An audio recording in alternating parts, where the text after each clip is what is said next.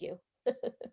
Reginald, I got yours. Donna, I got yours. Renardo, I got yours. Nate, William, Matt, Pam, Bianca, Sheila, James, Jermaine, Eric, and Keisha, me. All right. Everyone who's on this call, I have gotten your agreement. So, all right. Anything else before we start? Thanks for that reminder, Keisha. Yeah. Okay. So tonight we're talking about how to estimate repairs and how to get ARV, because of course those are the two things you need to make an offer, right?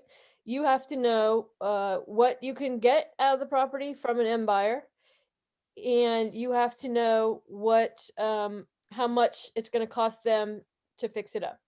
And then as a wholesaler, there's sort of a little extra step there, because you have to have room in between there, because you're going to sell it to someone who's going to sell it for ARV. So you're going to look at what it's going to cost to fix it up, what your end buyer can expect to get after they fix it up, and then you're going to have to back it out and have enough money for you to make in there. Now, I put some resources in the Slack.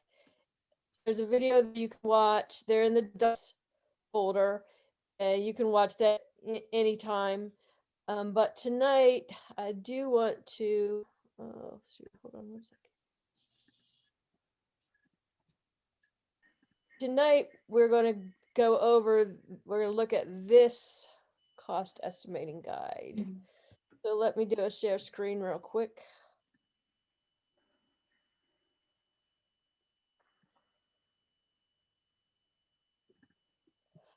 Okay, this is again in your documents folder.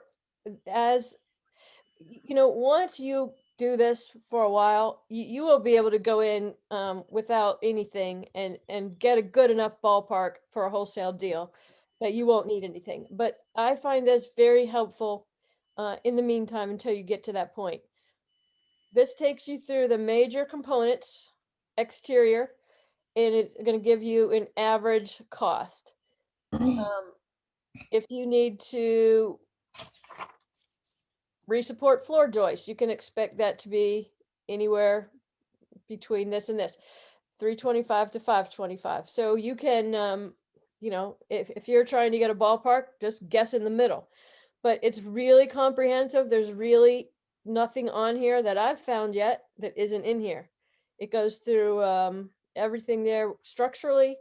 I also really like the way this is broken down. You have your wall system, your exterior doors, any kind of roof problems, and even have sloped roofs, flat roofs, gutters, flashing, chimney, garage, driveway, walkway, landscaping. And then it goes to, and then that even includes fencing.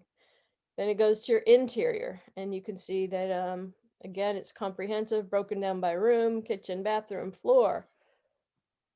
I'm not going to read this all to you because you guys can look at it on your own. But Kathy, was the floor joist sister in this floor joist, was that per square? What per joist, I would guess that's per joist.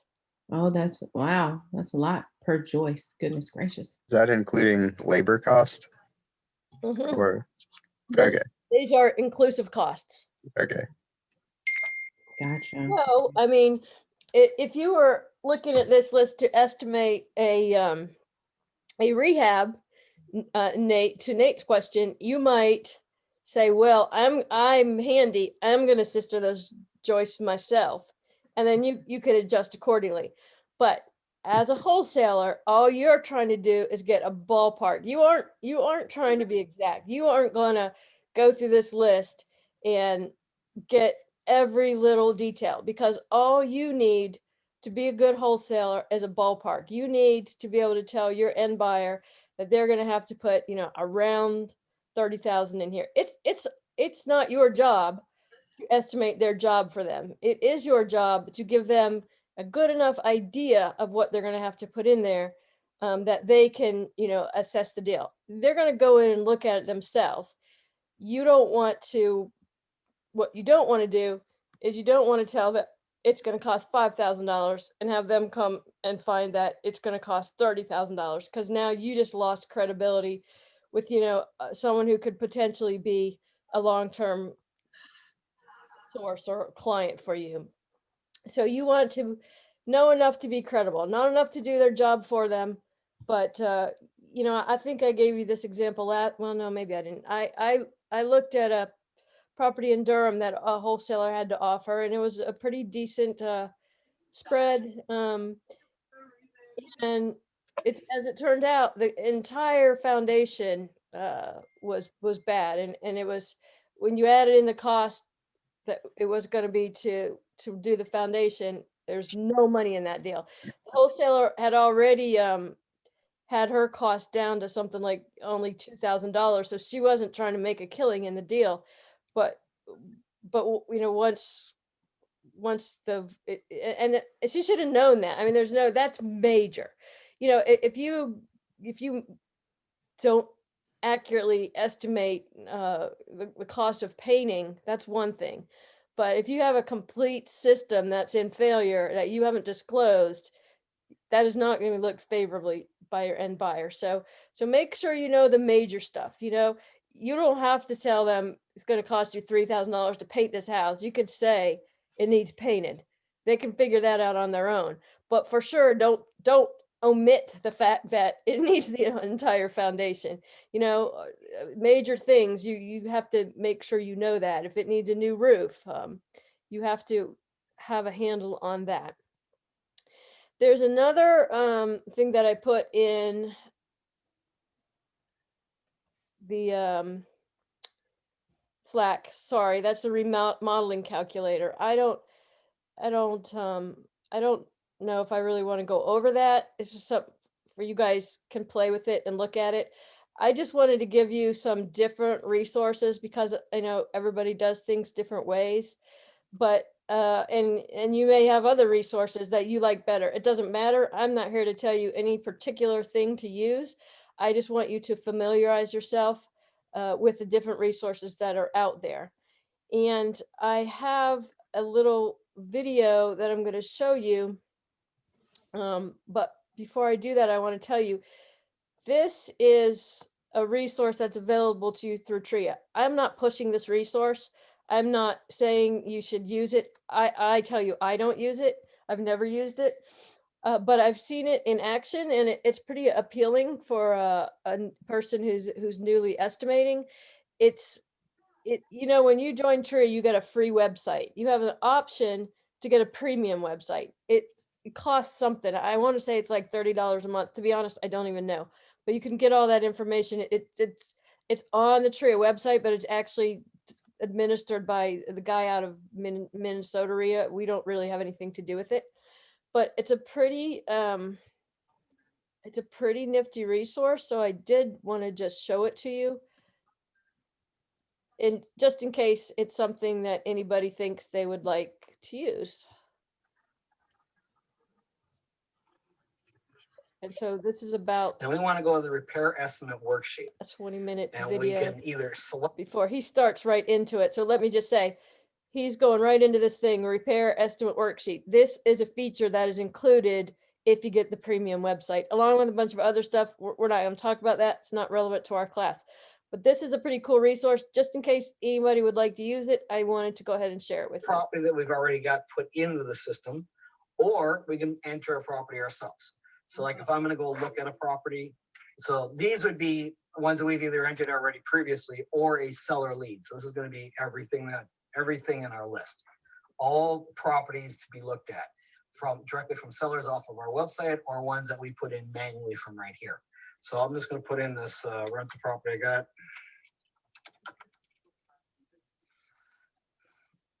Okay, and the first thing I did is, now that I put in the address, and we got, it checked Google to make sure it's a properly formatted address, and so it pulled back in some information there. And then once we've got that, then it says, okay, well, let me check and see if there's any information on Zillow. And what it pulled back from Zillow was that this is a 5-bedroom, 3-bath house, and it also says that it's 1,992 square feet. Now, I know this to be correct because this is my rental property and that's what it is. I've actually added a bedroom in there because since then, but so it's a 6'3", but I suppose if I ever went back and sold it, I'd take out that small bedroom and put it back to a 5'3". But it isn't just shy of 2,000 square feet, so that's accurate. It doesn't know how many garage walls or what style of property. So this is a 1.5 story property. Okay, and ignore the Zestimate here. It's just if it brings anything back, it also gives us what its Zestimate is. So we display it here for you. This is irrelevant at this point. Ignore it, but it's just useful information. It also tells us that, hey, yes, Zillow does have this property in its feed. A lot of the time, you're not going to get anything back. But when it does come back, great. It helps pre-fill this in, and we get some information that we know that Zillow's already got. If it doesn't, you just fill in the rest of the information and then save that. And then it'll take us down to the repair estimate worksheet. Now, when I'm going through a property, all I have to do is say, do I need to replace the roof? Yes. Do I need to replace some windows in the property? Let's say I counted 15 windows, all right? And maybe I want to replace the front door on it, and I want to paint the exterior, okay? And then maybe the driveway. Maybe it's got a bad driveway and needs to be replaced. I know some markets it's not a big deal, but in my market, I have to replace a lot of driveways. So we systemize it to even say, hey, it's a small, medium, or large size driveway, okay? And then I'll go to the garage, say, yeah, I want to do the roof. I'm going to do paint, and I'm going to replace the garage door, okay? Let's go to the interior section. I'm going to paint interior.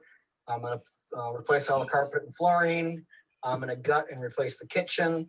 I'm going to gut and replace 2 of the bathrooms. Electrical, maybe I got to replace the panel on it.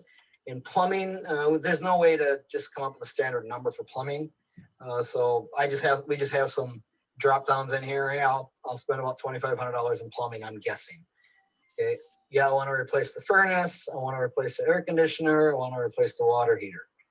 Okay, when I'm done with that, all I have to do is hit update, and it's going to go through and calculate the cost for the renovation of this property. And you can see it filled in these values. Okay, and then it tallied up for this is the exterior section here, and it tallied up $25,000, $4,400 for the garage. Interior, it came up with $35,000 for the interior. Then we come down below and it tallies it all together. And then one of my default values is I have 20% for my miscellaneous cost. So what the system does is it calculates the exterior, the garage, and the adds them all together, and then takes 20% of that, which is this, and then adds all that together. So my total value is $78,564. That's the repair budget on this property. Now, where does it come up with the values? You'll see a link right there, default rehab costs. So we want to go to the rehab costs section, and then it's taking the values from these text boxes here, right? And these are my personal values. You'll see right next to it, it says the state values. The state values is the average. So what the system is doing is going and looking and saying, based on what all the rest of the members in the state are using, the average works out to be $100. It's showing you what it is right here. And let's say I wanted to use the state average. See that little green arrow? I just click on that little green arrow and it'll update mine to the state average. So if you don't know where to start with the state average. And yes, everyone's numbers are going to be a little bit different. And these numbers are also valid numbers. It was funny, I just did this, I did a presentation here at my local RIA here last week. And I had a gentleman come up to me at the end of the night. He says, Mike, he says, I'm a roofing contractor. He says, and I gave a list to everyone of the state averages. I didn't show them my personal numbers. I just showed them what the state averages are. And he says, the roof, he says, you're not going to get that done. He says, there's no way I'd even go out and do the roof for you for $264. He says, I'm just so busy and everything right now, you just can't get it done. I'm like, would you come out and do it for $325? He says, yeah, I'd come out and do it for that. I'm like, well, that happens to be my personal number. So, but on the flip side, I know you can get it done for $265 a square. The thing is right now is because there's a lack of roofing contractors in the market right now, they're charging more and they're only taking the jobs that'll do them. You can get them done, one, if you if you have time to wait for the contractors to get done with some other jobs, they'll do it for 264. Other thing is if you're doing your own work. Now, a lot of our members, they have their own crews, so they are doing their own work, and so they can actually do it for a lot less than because they're not having to pay the general contractor fee. So you'll see this is the average of what everybody's using, but at least it gives you a starting point. When you first come in here, there'll be a button on the top that says set all yours to the state averages. So just go ahead and set them all to the state averages for a starting point, and then come in and start working these numbers yourself for your personal style of rehabbing. Now, I mentioned the miscellaneous items. I have that set down here. You'll also notice my mail formula because I'm going to show you where the system, after we're done here, will go and calculate out what your offer should be on the property for a cash offer. I'm also going to show you how to create seller financing type of offers as well, because we got the offer generator wizard that'll go through and do all that. So once you got all your values set, just hit save repair costs, and then go back to the default, to the repair estimate worksheet, or wherever you came from. All right, so you'll see that there. Now, there's another button here that says print scope of work. All we did is hit some check boxes and entered in some quantities. Well, and then every one of these values, we can overwrite the price. So, for example, the roof on this particular one, well, maybe you know that there's something on this roof on the garage that it's going to cost a little bit more. Maybe this one's going to cost $2,500. I can just change that to $2,500 and then update it. And you'll see that my value down here got updated, as well as the value here and the overall total value. So the system is only going to do the calculation for these that you got checked if you've left that blank. So if you want it to reset it to the default value, just clear it out and then hit update, and it'll recalculate to your default values. Right, so you can see just some check boxes and some quantities, and then we got this link here that says print scope of work. When I click on that, it will generate a scope of work for us with a breakdown detailed explanation of everything. So for example, the roof, we just checked roof on here. I just had a checkbox. All right. And the system, what it does is it says, okay, based on the number of bedrooms, number of bathrooms, finished square footage, and the style of the property, it probably has X number of pitch on the roof. And that style of property is probably going to have X number of square on that roof. All right, so we got some algorithms in the background that do all that work for us. That is what calculates out the $6,500. Replace 15 windows at $313 a window, because it's $4,700. So you can see it's breaking down each item and explaining what they are. This is really, really beneficial for us when we're making our offers, because what I do is when I submit an offer, I'm also giving them a copy of the scope of work. And then that it shows to them what work we plan on doing on the property. Because half the time when the sellers look at if you were to ask a seller how much work would it take to get the property in great shape, they might say, oh, maybe $5,000. And then we go look at it and it's a $40,000 rehab, right? Well, there's a huge disconnect between what the seller initially thinks in their mind, because what they're thinking is, oh, I just need to fix the screen. I don't need to replace the door. And we're looking at, no, you need to replace the front door. The whole thing, not just fix the screen on the front door. Okay, so this will break it all down for us, and it's hugely beneficial for us submitting our offers and getting our offers accepted. And I can tell you story after story after story where this thing has saved the deal or made a deal happen for us. In fact, I'll share one quick one where a year and a half ago, I got a property from a seller where owed 160 on it, and I had it listed on the MLS for 90 days. They had a 90-day listing on it. It was during the summer. Husband had moved to California for a job transfer. The wife and kids stayed in Minnesota to finish up school. They put the property on the market in June. It hadn't sold by the end of September, so she called off on one of my bandit signs. I went and looked at the property, and I said, I'll take over your existing loan subject to, and I'll give you $2,500 for moving expenses. But she said, no, I need $20,000 for moving expenses. And so I said, well, take a look at the scope of work. I'm going to have to do $40,000 worth of work. She replied to me, well, no, it only needs $20,000 worth of work. So there's our solution. You just only put 20 in, not 40 in, so you give me the other 20. And I just kind of laughed and said, no, it doesn't work that way. We did get that number 20 well for my husband. Well, let's talk to your husband about it. So get him on the phone. I'm like, have you seen the scope of work? No. So she emails him the scope of work. And we started going through it item by item. And he's like, oh yeah. He says, yeah, I knew it needed that, but I didn't think it was going to cost that much. I'm like, well, that's what it's going to cost to do it right now. Unless you want to come up here and do it yourself, you could probably get it done for you, what you're thinking. But if I'm going to hire a contractor, I need to pay this. He's like, oh, okay. Go through a couple more items. He's, oh yeah, I didn't even think about that. But yeah, you're right. Get to another item, and I think it was the carpeting or maybe it was the kitchen. I don't remember exactly which item it was in there. And I had said it needs that, and he says, no, I don't think it does. And he asked his wife, he goes, what do you think, honey? And she goes, well, that's what all the realtors have been telling me, is that it needed it. And he's like, oh, okay. After about 3 minutes of that, he told his wife, he said, you know what, just sign the deed and come up, bring the kids down here. So they basically just gave it to me for the $2,500 that I was offering. So this is a huge negotiating tool. Now, on the flip side, when I get an offer accepted, one of the first things I do is I call a contractor. And I want my contractor to come and take a look at the property and explain to them what I want to do. And that gets to be a little bit difficult for beginners to say, I want to do a complete rehab. Well, what does that mean to a contractor? Complete rehab might be just painting and replacing the carpeting.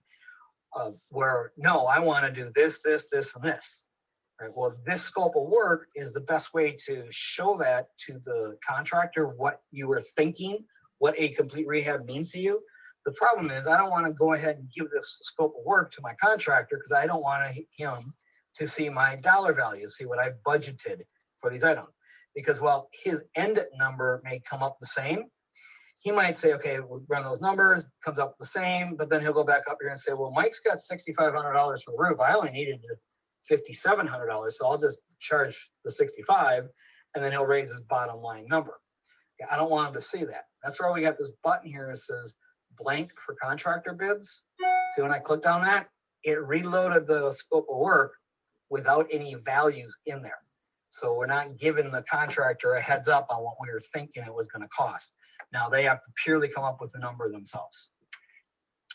All right, then let's go back to the repair estimator. And then you'll also see there's one more link down here that says use state averages.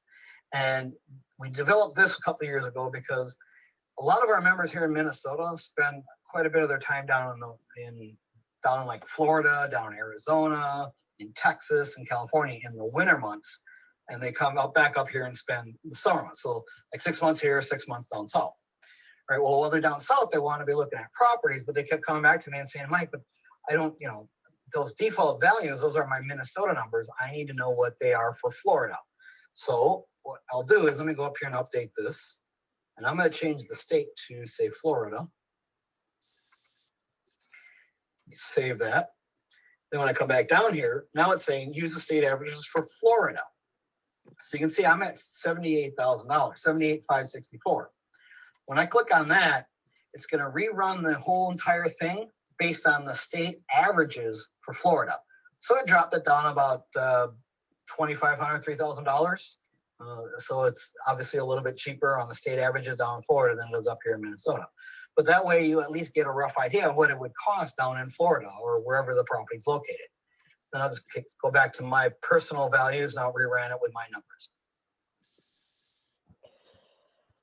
Okay, so for those of you who don't feel comfortable getting your estimates from, the sheet or something else, that is a tool if you're interested in it. Again, not here to push that. I've never used it myself, but every time I've seen it, it looks pretty impressive. So now you have some tools to do some estimates, but the initial question, of course, is how do you know what needs done? Well, there's really no one can teach you that. It's sort of a learn as you go process, but there are some things you can do to make sure you aren't making big mistakes. I will say initially, the first thing I do whenever I'm looking at property, whether it's for rehab or wholesale or whatever, I have a little toolkit I take with me everywhere I go. I think there's some minimal items that have to be in that toolkit. There's a flashlight, a Phillips and a flathead screwdriver, a hammer, a utility knife, and your phone to take pictures at a minimum. I have a lot more than that in mind, but at a minimum, those are are the things I'd make sure to have.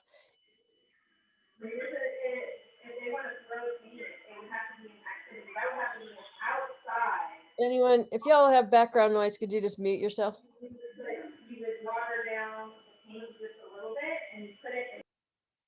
All right. And here's the thing I do that I think as a beginner is crucial. Take so many pictures of everything. Take so many pictures that you're sick of taking pictures. Walk in a room, take a picture of every wall, every ceiling, every light fixture. Just take, because you when you get back home, you're going to be surprised how much you forget. So take more pictures than you thought would ever be necessary.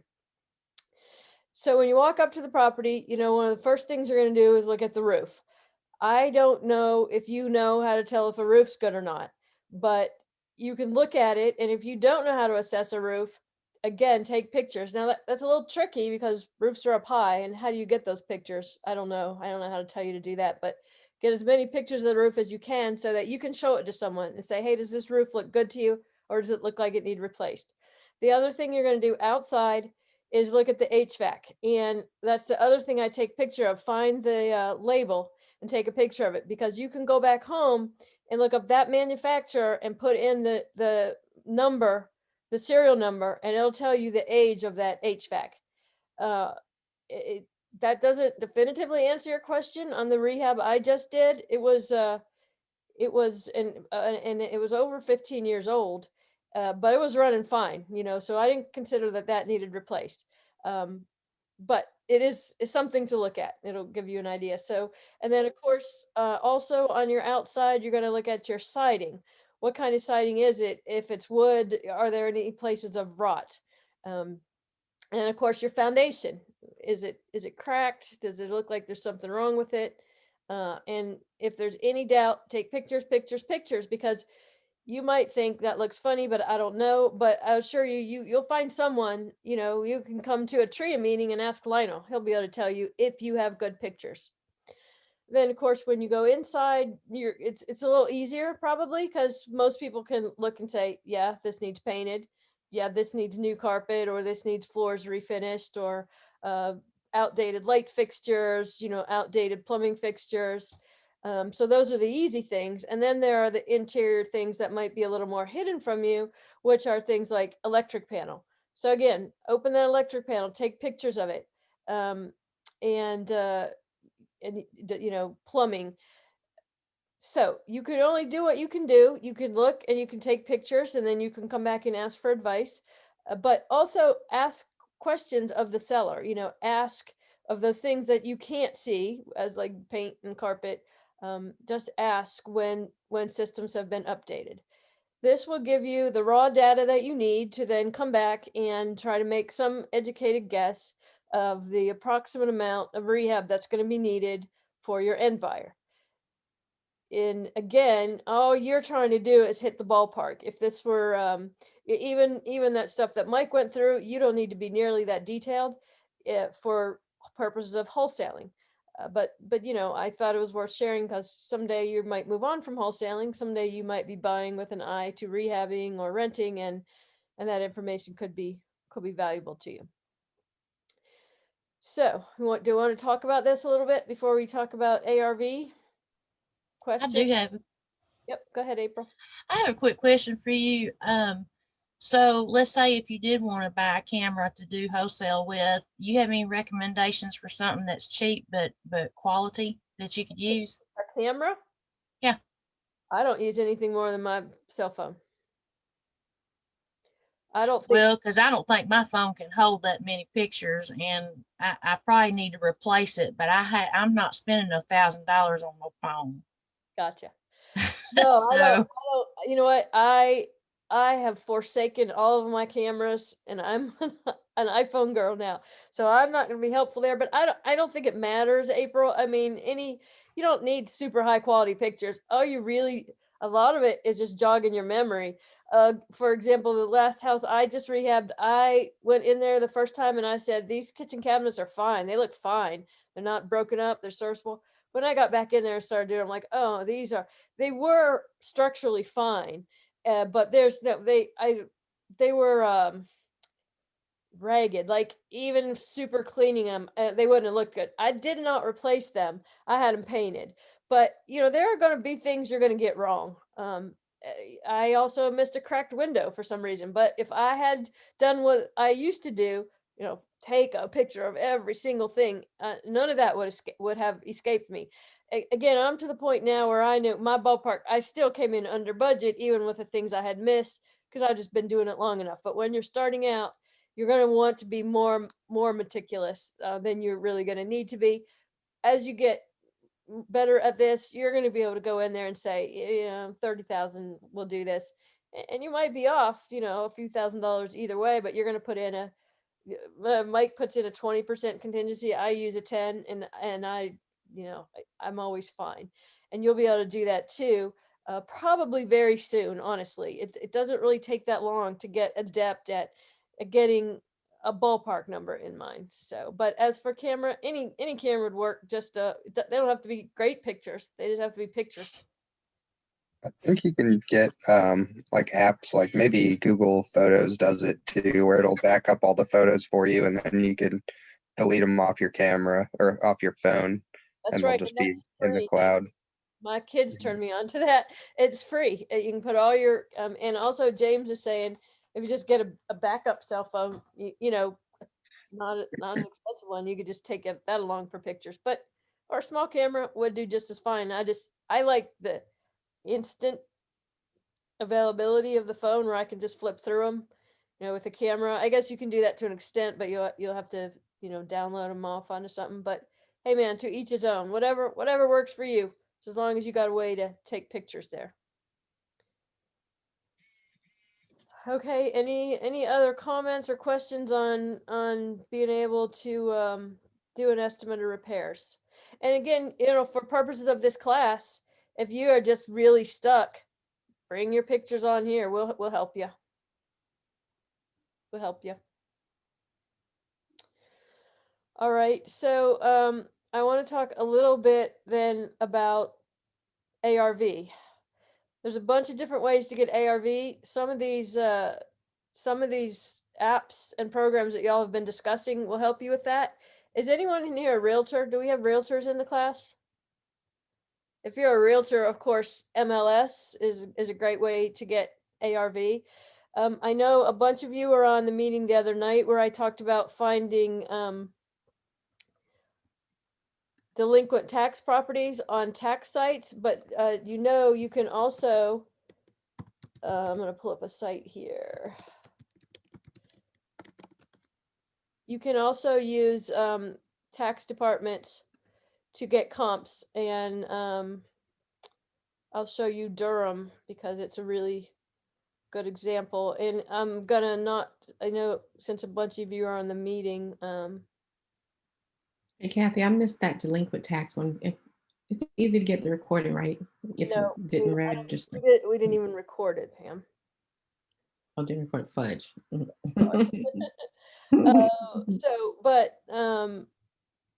So let's see, let me share my screen with you here. I'll show you this real quick. We're in Durham. You're gonna need an address. Let's see. Give me a second to find a property to put in here.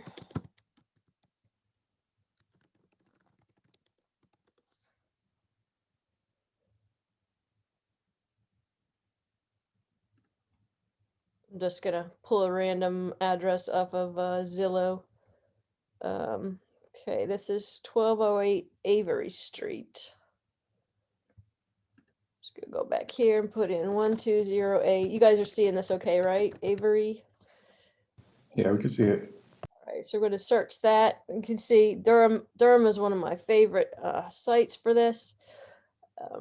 It'll bring up this nice picture of the house right here. You'll see the owner. Yeah. By the way, while we're talking about ARV, this is also a great go-to resource if you don't have any tools to help you find owners. Put in address. So this will give you the owner here, along with their address. You can see in this particular house. Actually, looks like a sweet candidate. the Leaks own it and they live in Hillsborough. They don't live in it. So I don't know, maybe it's a rental or maybe it's maybe it's a candidate for sale. It'll show you the map. It give you a bunch of information. You can get, you can really geek out on the Durham website if you want. There's a ton of stuff you can go into. You can look up the deeds and you can get to everything right handily from this site. You can look up surrounding community information. You can go to the GIS and then you can just do so many cool things. But for tonight, what we're talking about is this: find similar sales. And just click on that.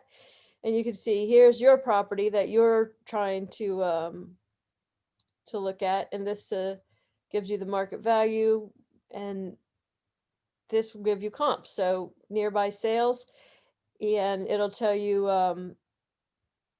how they're similar, so you can look at the square feet here as compared to your square feet. And then if you find comps that you want to look at further, you can just click right here and it'll take you to that property and give you all the same information. So great resource for finding comps. However, not every county does as good of a job as others. Around here, Wake, Durham, Chatham, they all do a good job. Orange, I can't remember a Cumberland because I think they do. I don't buy down there really much, but every Kathy, Kathy, you said when you looked at that property, you said that it was the owners did not occupy that property.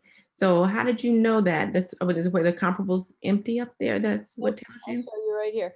So here's the owner, Edward Leak and Patricia Leak, and here's their address, Stagecoach Drive. Oh, okay, because they have a different address in this one. Okay, gotcha. They're always going to give you the owner and their mailing address, and then of course if it's different than your property address. So, and that looks like a sweet little deal right there. Yeah. Mm, That was pure luck, I just grabbed a random address. yeah. But that's one way. Another way is, of course, Zillow. And Zillow is real hit or miss on their accuracy. Are you guys still seeing my screen, Zillow, or do I need to stop and reshare? See it? We see it. All right, let's just use that same property, 1208 Avery, Durham. Wait, where'd you go? It was there a second ago. There we go. Wow, so look at, oh wow. All right, so okay, so that's probably not a good candidate. Look at that. Somebody's rehab. Renovated. Wow, that's nice. Although, I mean, these inside pictures certainly don't look rehab, do they? No, I like the blue on the outside, but the inside doesn't look great. Yeah, that's gorgeous right there on the outside. But yeah, maybe they did do the inside. Maybe these just aren't good pictures. Mm, I mm. don't know. Kathy, I literally saw this house this afternoon. No way. All right. Yeah, I'm a realtor. I brought my client there this afternoon at 3:30. No way. Yeah, I just had to double check that was it. Who's talking? Matt. Matt. Oh my God. What Yeah. a weird coincidence, right? Yeah, and it does not look good in person either. Oh, They did rehab the inside. They tried. No, it's pretty much it. Oh my just like- God. Look at those floors. that floor is Oh crazy. man, yeah, that looks horrible. I don't like that. Oh my goodness, confusing. That's too it was personalized. rough. Oh my God. Yeah. Matt, tell us more. There was dead lizards all over the house. Oh, Oh my goodness. gee. Cockroaches. It was rough. And the Oh, wood, you can kind of see there, the wood looked like it actually needs to be replaced, and they just painted over it. mm. We didn't stay there long. So they So prehabbed it basically. They yeah, rehabbed it, but just very Wow. cheap, I think. Very, They very cheap. prehabbed it. Yeah, they probably just want to use it as a rental. Yeah. They don't even really care about selling out of retail. it looks like I'm gonna. It looks good from far, far from good. It does. Yeah.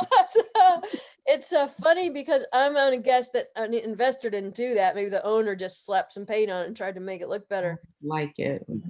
So what, Matt? What is 235? That's what it's. listed. Wow, Gosh. That's- I haven't even gotten to run the comps yet on that. they want 100,000 more. Wow. Yeah. Somebody's gonna get it at 199.9. It's just Definitely not a good wholesale candidate. Mm. Wow. Okay. So, anyway, Zillow, this actually happens, I guess, to be for sale, but Zillow maybe not always so accurate. But what I do on Zillow is I go down to the you can, If you read the listing, it includes the lot next door, so maybe that's why the price is higher.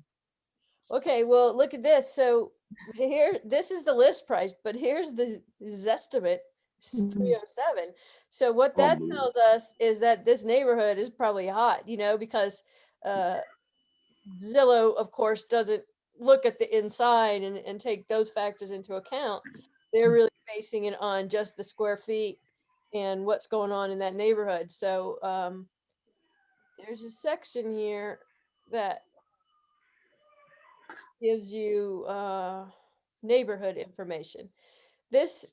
I find this more helpful than their Zestimate, because if you go into this, you can get more details about the neighborhood that will help you formulate your own estimate. So here's your property, and then you can see what surrounding properties have done.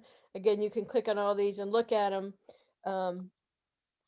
So if you're going to use Zillow, estimates sometimes are pretty close, honestly, but always at least double check it with this section, this neighborhood section, and look at the properties around it. You will be able to formulate a more accurate prediction of your ARV than just using the Zestimate. And so again, there are other sites who do this. One thing you can do is just what is that address again? 1208 Avery Street, Durham. You can just go put your property in here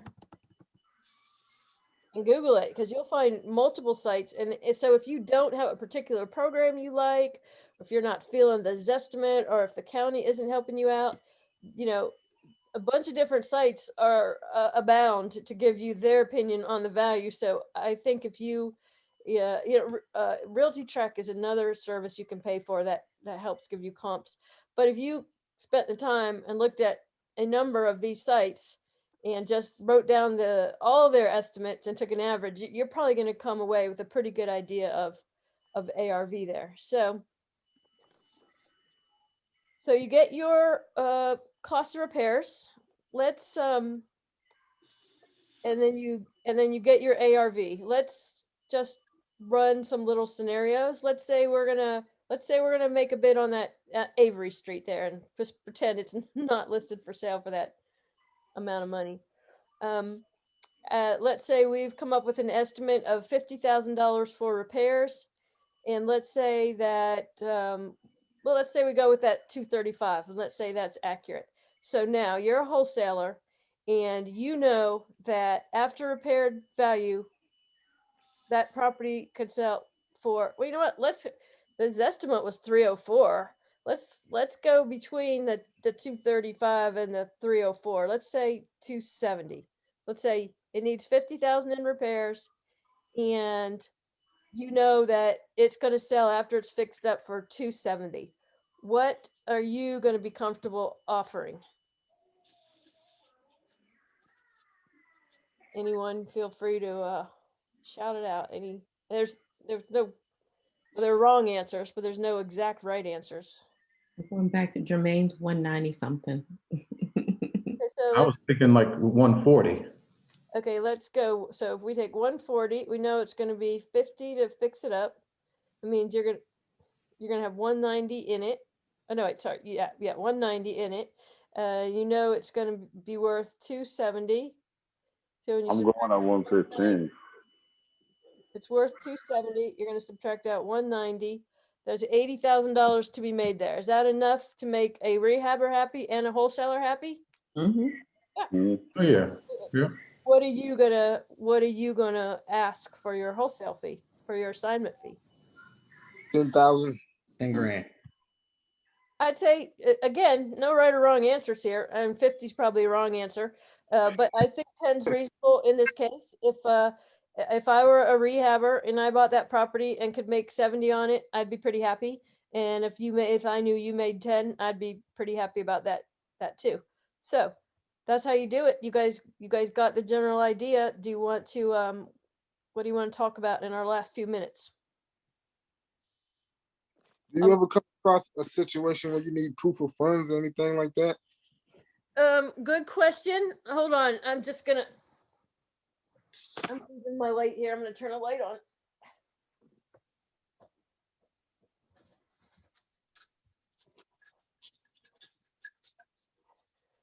So proof of funds, certainly if you're buying a property from a realtor, and certainly if it's a competitive bidding situation, you're definitely gonna need proof of funds.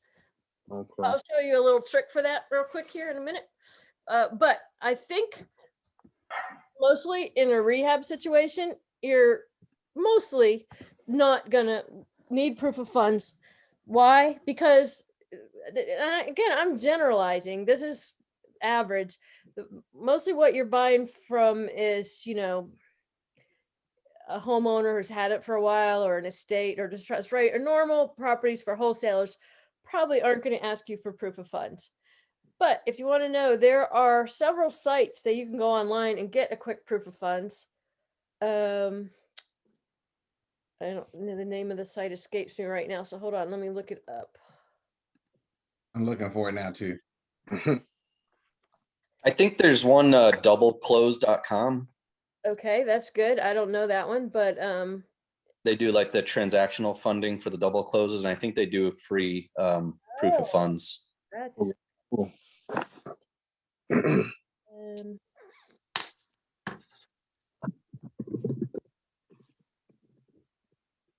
I just did one. I can't.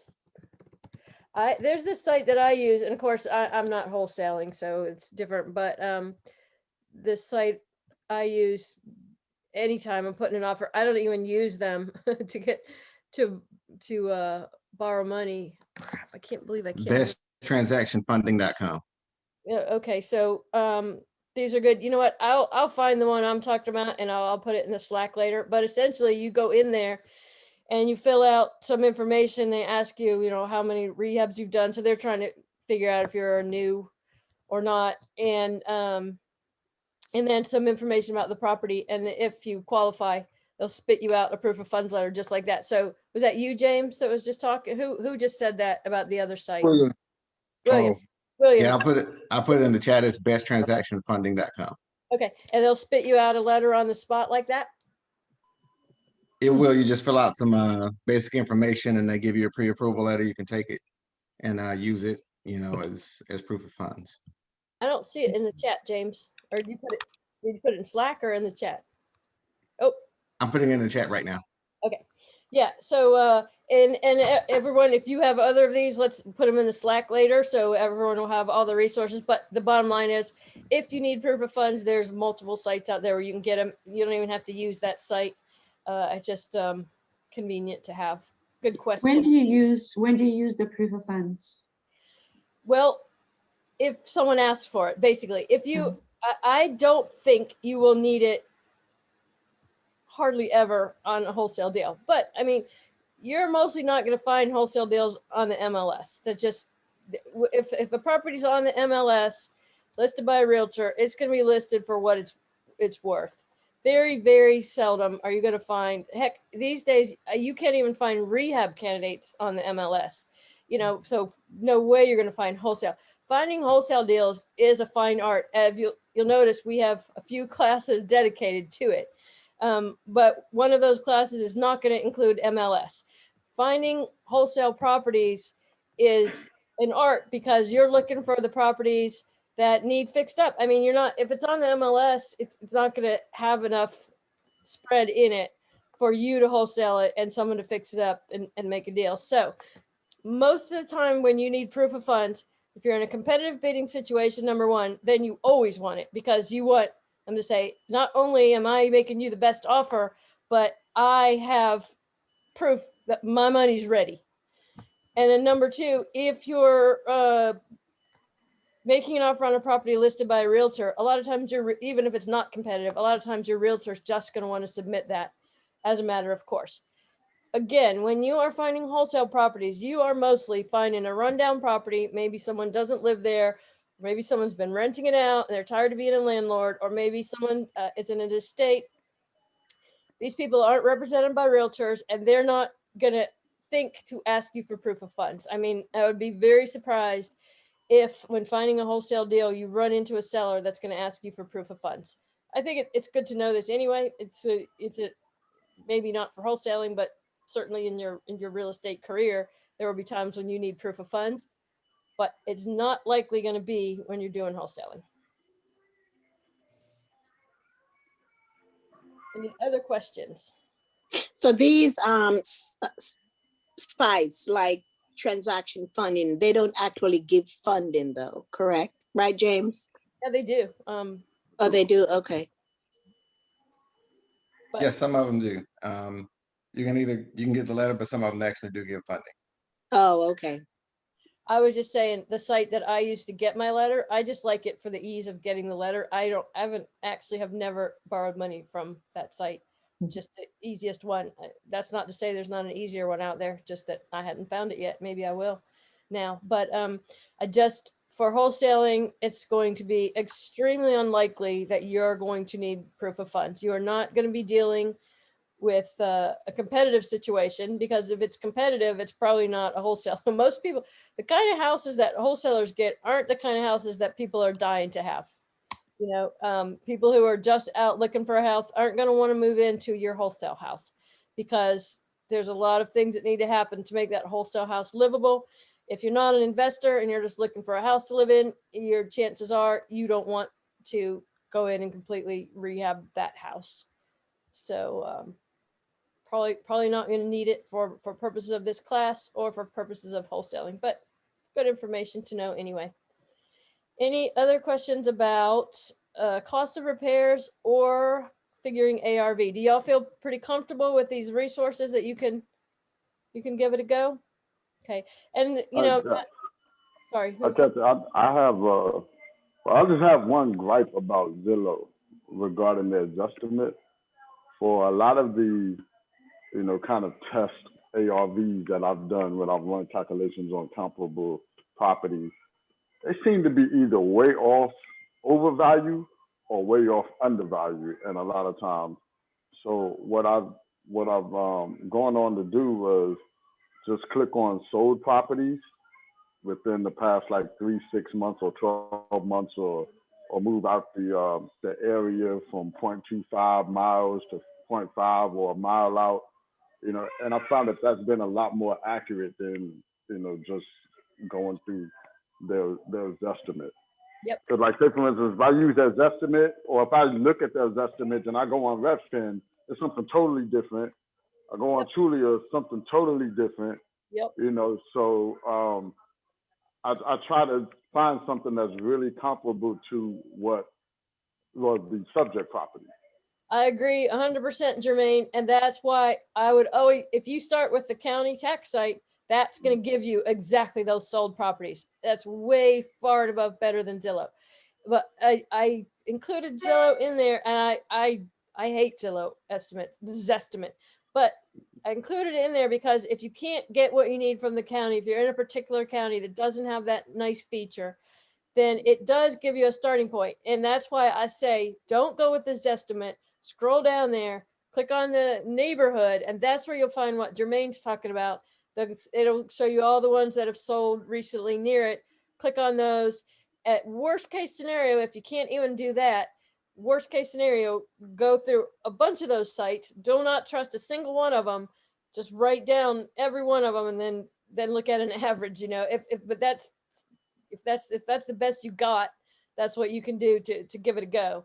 But remember that whatever information is available to you is whatever information is available to everyone. So when your end buyer is looking, they're having to make the same sort of calculation. So you don't really, a really important matter of credibility for you with your end buyer is that you Jermaine, I'm sorry, I'm just gonna mute you because I think you have some people talking in the background. To be ballpark accurate on your estimate and ballpark accurate on your ARV. Last thing you want to do is be saying, man, this property, you can buy it for 100,000 and needs $10,000 in repairs, and ARV is 300. And then, your end buyer gets to looking at it and finds out it needs 40 in repairs, like Mike was saying, and ARV is more like 250. There, you've just lost a ton of credibility. And next time you have a property you're listing for sale, that end buyer is probably not going to take you seriously or look at it. So you don't have to be exact, but you do have to be in the ballpark. You can't be wildly off. And the thing today, my biggest problem with wholesalers is they are wildly inaccurate. If you guys can learn to get in the ballpark, I guarantee you will be heads and above other wholesalers out there, because I haven't come across a property offered by a wholesaler in a couple years that I felt they portrayed accurately. Now, having said that, I'm going to look at one tomorrow by a wholesaler in Sanford, and it seems like, I'm in knock wood, so far he might be not off base. In the past couple of years, I've not gone to look at one property offered by a wholesaler. I've never gotten past my online due diligence. I'm going to look at one tomorrow, so maybe we'll see. I'll report back to you next week. But my goal with this class is for you guys as a wholesaler to be better than 90% of the wholesalers out there. Now, I do know a few superb wholesalers. They don't happen to be have anything in the areas where I'm usually looking, but I know if I was looking for a property in Rocky Mount, I know a wholesaler tomorrow that I would call like that, and I would trust, I shouldn't say it like that. I'm still going to do my due diligence, but I would know that probably what he gives me is going to be accurate. I know a couple like that. And I'm telling you, if you become known like that, and I know only a couple like that, and dude, I'm on so many real estate groups on Facebook and social media, like my whole feed is full of them, and they're chock full of wholesalers. So there are hundreds that I see on a daily basis, and I wouldn't use a one of them. So out of them, two, I'm telling you, two that are good. So you can see that if wholesaling is what you want to do, and I know some people really just want to start as a wholesaler and move up, and that's fine too. But if you want to be a wholesaler, it is a low bar to become one of the best. If you can get these concepts down and become accurate, where people can depend on your information, you are already going to be ahead of 90% of the wholesalers out there. That was really the reason I thought about even having this class, is because of so many crap wholesalers out there. I thought how great it would be if, we have newer investors who are wanting to wholesale and can teach them to do it right, so that you could have a great wholesaling career. You really can. But that was my goal, is to be able to make you guys good wholesalers. I have a question from Sheila. How do you know when a property is beyond the point of rehab and just need to be torn down instead? Wow, really good question. Well, the technical way to know is what is it worth fixed up, and what is it going to cost to get it there? If your end result is going to be worth $100,000 and it's going to cost you 90 to fix it up, yeah, probably not worth doing that one. But besides the technical aspect is, you get to a point where you'll walk in a property and just say, no way, I want to do this no matter what. But the real answer is, how much is it going to cost to fix it up, and then what's it going to be worth? If it's going to cost, I looked at one the other day, it needed 200 to fix it up. Well, it was worth 700. So depending on what you buy that for, that could be worth it. But there are some properties that I wouldn't pay 30 to fix it up, because they're just not going to be worth it. So you have to know these numbers. You have to know what it's going to be worth done well, and what it's going to cost to get it there. And that is just a pretty common sense equation to tell you if it's worth it or not. Yeah, and I was looking at a house last week where there was so much structural damage that it just did not make sense. I mean, the floor was leaning, the joists were bad, the girder was almost, when it got to be that much structural problems, the cost went up so high that it just didn't make sense. So yeah. And that's what you'll get to. Yeah, very good point. So Nate, yes, the Rocky Mountain wholesaler is named Mike Agin, Agins. He is a TRIA member. In fact, I'm hoping to have him come talk at one of our meetings on how to find properties. I haven't asked him yet, but he's usually pretty good to me when I ask him to talk. So um, hopefully you'll get a chance to meet him.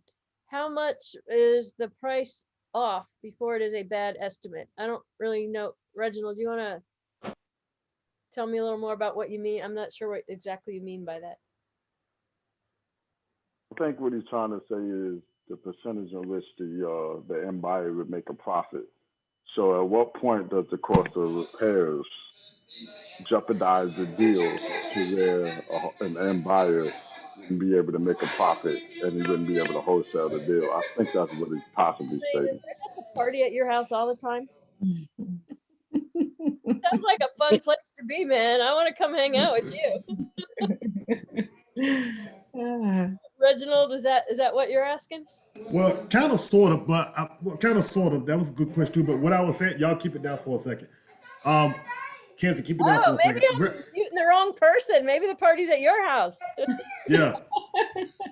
Yeah, Reverend said, like, if we estimate 70,000, and say we estimate 70,000, at what point do it become like a bad investment? We say, okay, it's like $70,000 worth of repairs, and it turns out to be $80,000.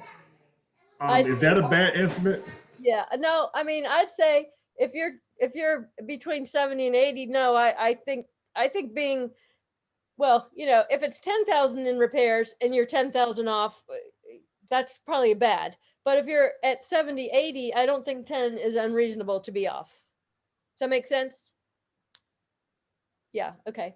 Yeah, all you can do is do the best you can and be honest.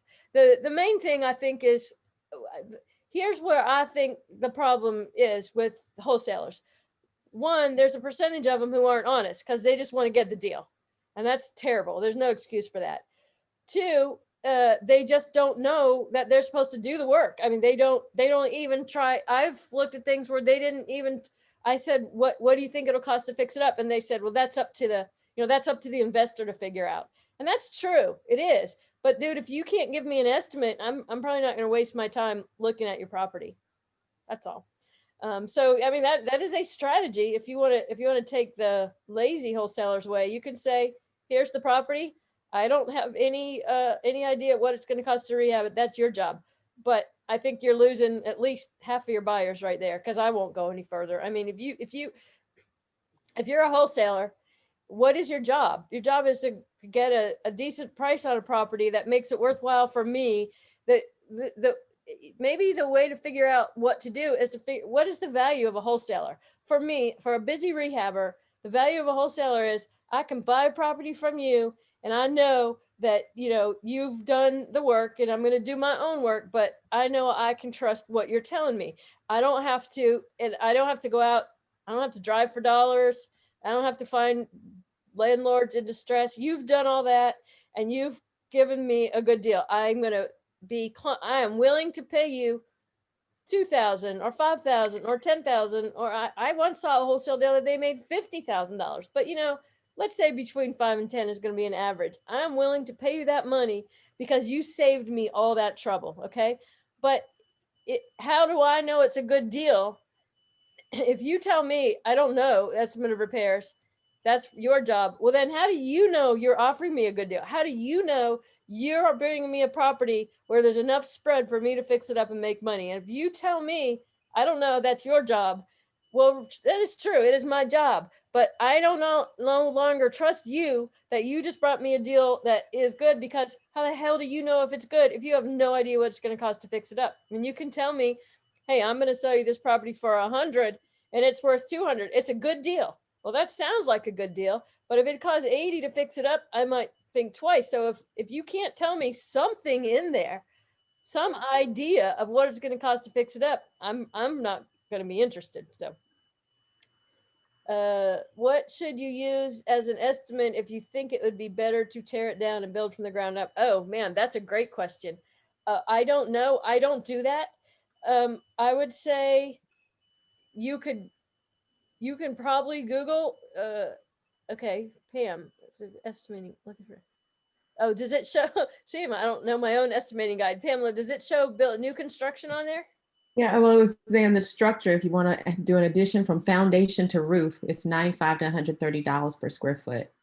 And Okay. that's pretty So it much doesn't fine. show the tear down, but it's kind Yeah, of. that doesn't include the tear down, but Yeah. but the tear down's not super expensive. Right. But yeah, what I was gonna say before Pamela rescued me there is that yeah, just you can Google it or you can talk to some builders. What's the average price per square foot? And in fact, our guide is correct because I had a lot in Fuquay that I've owned for probably 15 or 20 years.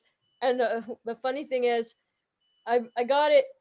I bought a house and the property it just had an extra lot, and I never did well on the house. I probably broke even. This was 15 or 20 years ago. I sold the house. I just decided, oh, I'll just break off the lot for the heck of it. It was off of Bridge Street in Fuquay. I don't know if anyone's familiar. Right off of 55 Bridge Street, and it, at the time was apparently not a desirable neighborhood. I tried to rent the house. Nobody wanted to rent it. Nobody wanted to buy it. I finally sold it. Well, and I've never been there since, you know. Well, funny thing, when you sit on stuff for a while, I mean, it cost me a couple $100 a year in taxes. This year I started getting people sending me, "Hey, I'm going to sell that lot. You want to sell that lot?" And someone offered me $15,000 for it, and I thought, "Oh, hell, man, that's cool cuz that was worth nothing before. It was just well, and then I thought, well, I probably shouldn't take the first offer that come along. And I thought maybe I should look at building. So I talked to a builder that someone from TRIA recommended to me. He's not a TRIA member. And I think the price he gave me was 115 a square foot. So certainly what our guide says is right on there. And then that builder offered me $30,000 for that lot. So I sold the lot. I decided not to build. I just really didn't have the time right now. But you know, so I think that's a good estimate. I don't know how to estimate tear down either. I've never done that, but it's not super expensive.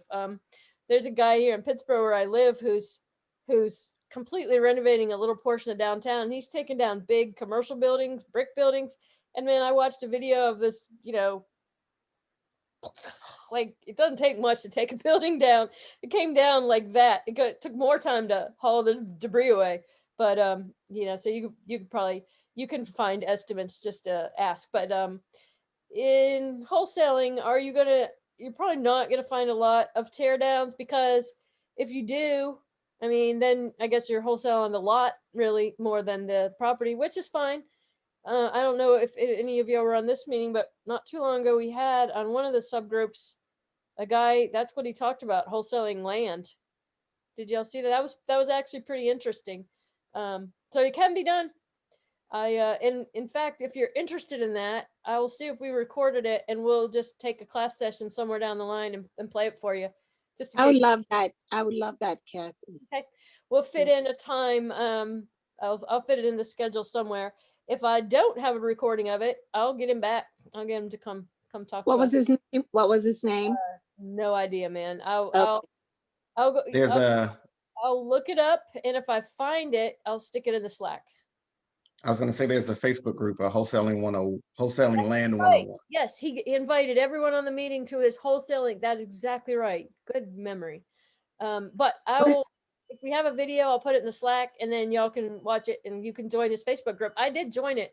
It's not real active. Do you see a lot in there, James? I don't. I don't. Just every once in a while, I see somebody who has some success, but he has a lot of contracts, and I think there's a lot of good starter info. If you want to wholesale land, there's a good start. So Yes, absolutely. So it's kind of a different topic than what we're talking about, but definitely worth looking into. You know, who knows what you might find? You might find a lot to wholesale. I remember a lot of his premise was that he has builders, you know, who are like his clients, and he knows in a particular place that he has these builders who will always buy land. And one of the things he did a lot was look for large tracts of land. And he already knows what his builders will pay. So he knows what he needs to get under contract to make a profit. And it was quite interesting. Completely different analysis than wholesaling houses. But DeAndre Anderson, is that right? That does not sound familiar, but okay, I believe you, Sheila. His name is DeAndre Anderson, she says. That if you had told me that does not strike a bell at all, but I'm 58 years old and it's just ain't what it used to be. I have 2 quick questions. Sure, go right ahead. Okay, number one, I was looking at some houses in Garner. This was maybe 2 or 3 weeks ago, just kind of driving for dollars. And when I went to the tax assessor to look up the information, it said that they were owned by the city of Garner. And these are like random houses just in the neighborhood. So those will be ones that are like coming up for auction. Those aren't like, I how don't does, do you know how that works? No, that's a good question. It could be anything. For example, here in Chatham County, our sheriff's department has these sneaky little trap houses that they take people in there and try to turn them into witnesses. You know, that the cities and counties will own properties for a variety of reasons. It could be that Okay. they've taken it back, but I doubt it because they don't usually take title to them. And they're probably not for sale, unfortunately. So, and sometimes they buy them because they're going to tear them down and build something there later. That's probably the most common thing. I just liked my example because it was a little more interesting. That the sheriffs take people there. I actually had that to a client, man. I had this little, it's totally off topic, you guys. I'm sorry. This little 18-year-old girl is just graduated high school, got busted with like a little bit of weed at a state park. They took this poor girl down there and tried to get her to go buy heroin for them. I mean, unconscionable, man. Crazy. I raised hell. I went and met with the sheriff over that. I mean, that's crazy. You're gonna get this little girl killed over $10 worth of weed. Give me a break. But anyway, You know, some of those houses that are in Garner, especially some of the ones off of Garner Road, Yep. they're historical housing now. And I think, like, I know one of my friends stayed in one of those houses before, and the city would come and fix it up for them every year to make sure that the property didn't, go into, distress. so the city, So did the city own them, Jermaine? I'm not entirely sure, but from what I know is that they moved out and they said they sold it. And to me, I don't think they sold it to, another personal party. I think that the city bought them out and is using them. You know, those ones over there where the caboose is, Yep. or where the caboose used to be, like going straight into downtown, what's considered downtown Ghana. But yeah, those houses over there, those are considered historical houses. I had no idea. I had no idea. I'm gonna guess, James, that probably not a good candidate. Although I don't know. Okay. But for one, I think even if they would, I'd probably getting through the bureaucracy to find out who you'd even talk to about selling them is probably daunting enough. But I don't know. I do not know the answer to that. Okay. Last question, and we talked about this on Slack earlier in the week.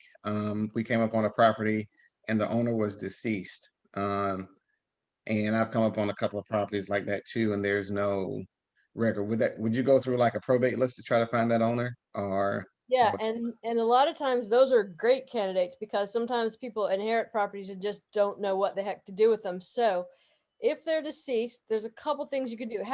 Where did you get the information that he was, how did you figure that out? So Spokio, the site I use for skip tracing, they'll say if the person was deceased.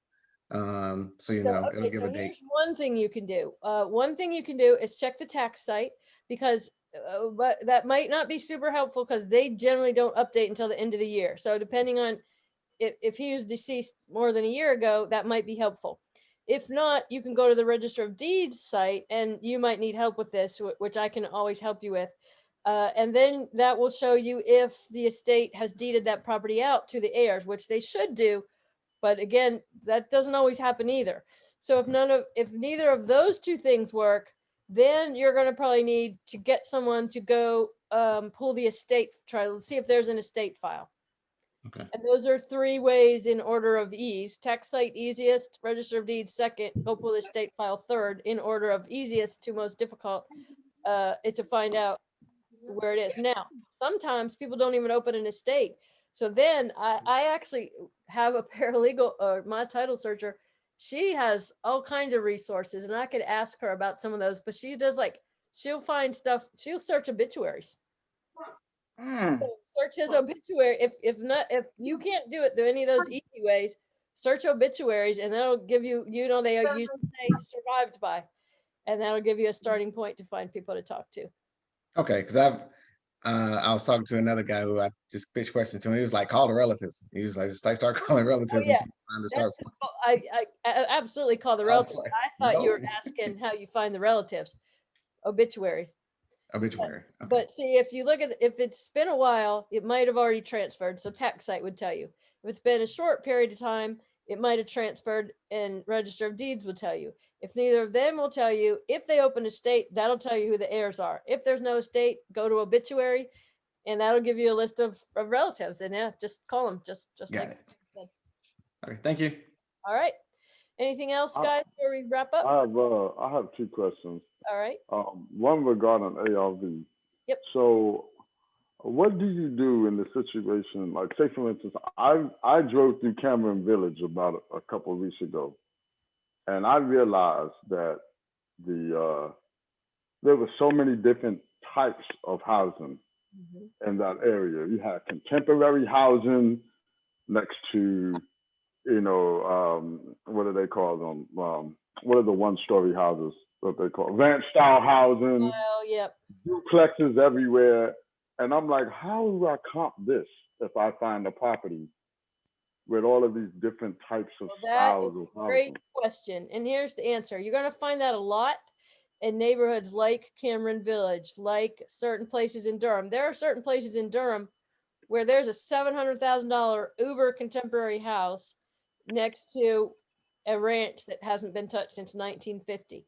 Yeah. And that does make ARV difficult. And the last year when we had the first prep rehab class, we found a property in Durham. I really wanted to do it. It was already gutted down to the studs. The class ended up not buying that for the very reason that you just talked about. It was a transitioning neighborhood. There were houses in there selling for $400,000, and there were houses there that were worth $40,000. So when you come to a neighborhood like that, the best you can do is just look at everything and look at what you can do with the house, because those neighborhoods, to me, I like them. It's a little bit of a gamble, but I mean, that's where you can really take a basic house and put a lot of money into it, more than you might put in to somewhere else, and really get a good return on your money. Or it also, I'm doing that in Carborough now. yeah, Carborough is got some good spots like that too. Also could be a situation in that area, Jermaine. Sometimes that's where they tear them down and build new ones. The land is worth so much there. So it's a great question. It definitely makes the job harder, but it also has some great rewards if you can do it right. And I guess the question is going to be, what do those people think their house is worth? Because they know what's going on around there too. So Right. So my second question is, around the natural areas that we're all around. I know some of us might be out there somewhere, but we're talking about the tri-state area and the triad area. Does anyone already have it mapped out where the war zones are so that we can stay away from those? what do you mean by war zones? Where in the areas where, certain areas where, you shouldn't travel at night without your firearm. Those areas. That I don't necessarily want to wholesale in those areas. Well, I don't know, Jermaine, there's some pretty good deals in those areas. But I don't necessarily want to go back there. Yeah. So I hear what you're saying. I mean, there's transitioning, and then there's not yet transitioning. Yeah.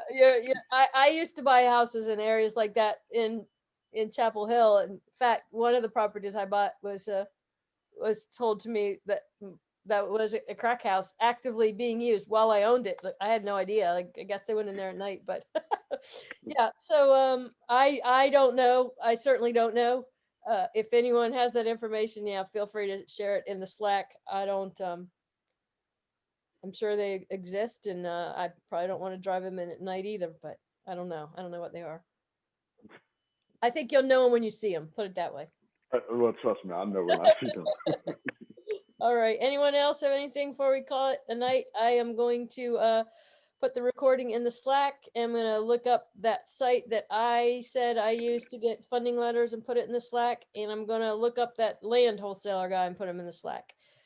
And Mike Agents, I think you said Mike Agents. Agents, yes, that's his name. And hopefully he is going to be talking to us sometime soon. Does he live in Rocky Mount? I have no idea where he lives. Okay, I know you mentioned Rocky Mount. That's where most of his properties are, but I don't know that he lives there. Okay, got you. Okay, remember next week we're live. I put the address in the Slack. If anyone has any questions about that, just let me know. All right, sounds good. Have a good Thank night, you. y'all. All right. I see everybody later. All Take it right. easy. Bye, everyone. Okay. Thank you. Yeah, Good night. bye. Keep up the good work in the Slack. Y'all are just really impressive. Thanks, Bye. y'all. Have a good one. Bye bye.